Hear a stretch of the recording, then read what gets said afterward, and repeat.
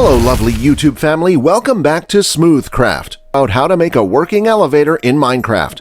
Before we start, I would want you to hit that red subscribe button so that you never miss out on any of our videos. While it's possible to build an elevator using advanced survival mode materials, you'll usually want to create this elevator in creative mode. The elevator template used in this article will work on desktop, Pocket Edition, and console versions of Minecraft, including the Nintendo Switch. First step, creating the elevator's base. 1. Dig the foundation. Create a 4-block wide, 3-block long, and 4-block deep hole. Make sure that you do this below the area from which you want your elevator to launch. It doesn't matter which side of the foundation you face. 2. Replace the middle block in the second row of the floor with obsidian. This means that the first row of the floor out from the 3-wide wall will have no obsidian, but the next row will have a block of obsidian instead of a block of dirt, or stone, or whatever the floor's material is. 3. Reposition yourself. Stand behind the obsidian block and face the 4-block wide side, ensuring that the shorter side of the foundation is to your right and the longer end is to your left. 4. Remove the block between the obsidian block and the wall. This will create a 1-block deep hole in the floor of the foundation. 5. Remove a 1-block perimeter from the foundation.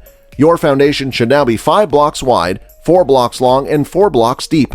6. Reposition yourself again. You should now be facing the obsidian with the shorter end of the foundation on your left and the longer end to your right. 7. Add observer blocks.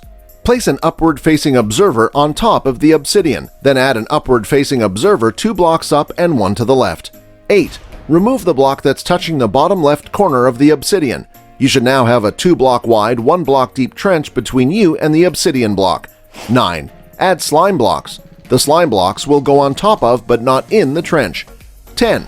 Add your sticky pistons. You'll place an upward-facing sticky piston on the rightmost slime block and a downward-facing sticky piston on the leftmost slime block. 11. You may have to dig a temporary hole in order to get the correct angle needed to place a downward-facing sticky piston. 12. Place a slime block on top of each of the sticky pistons. This creates the base for your elevator floor. 13. Create the elevator's floor. Place the block of your choice, preferably stone, on top of each of the slime blocks. You now have the apparatus that will act as the moving part of the elevator. Next step, creating the elevator switch. 1. Place a regular piston. Face the 3-wide wall so that the bottom observer block is on your right. Then place the piston on the floor block immediately in front of you.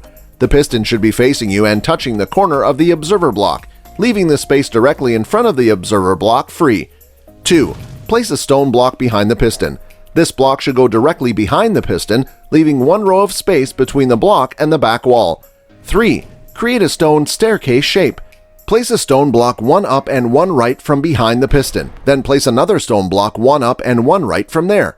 You should have a set of 3 stone blocks behind the piston in a staircase shape. 4.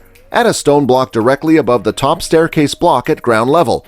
This means you'll have to place a block on top of the top staircase block. Place a stone block on top of that, and then remove the first block that you place. 5. Add redstone dust to the staircase.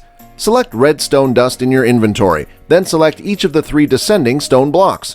6. Add a button to the floating stone block. This button should be on the side of the stone block that's facing your elevator's floor. Next step, creating the elevator's top. 1.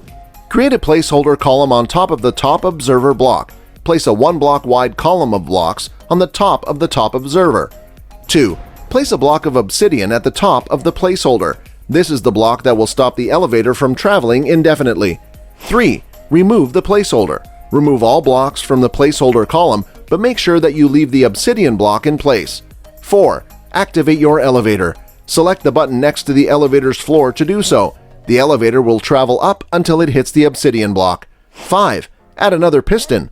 To do this, face the floor with the block of obsidian closest to you. Place a placeholder on the right-hand side of the observer block that's below the obsidian, and then place a piston on the placeholder block facing toward your left. 6. Remove the placeholder block. You should now have a floating left-facing piston. 7. Place a row of 3 stone blocks behind the piston. Place the first block directly behind the piston. Place the second block to the right of the first block, and place the third block to the right of the second block. 8. Add a floating stone block above the third stone block. Place a block on top of the rightmost stone block in the row, place a stone on top of that, and remove the first block that you placed in this step. 9. At this point, when facing the back of the piston, you should see a 3-wide row of stone blocks with a floating stone block above the rightmost block in the row. Place the redstone on the 3-block column. You'll be left with a 3-block long line of redstone dust. 10. Add the elevator's down button. This button should go on the side of the floating stone block that's facing the elevator's floor. You now have a fully functional elevator that will travel up and down with the push of a button. Now, you can dress up the elevator with walls, doors, and so on, and your working elevator is ready.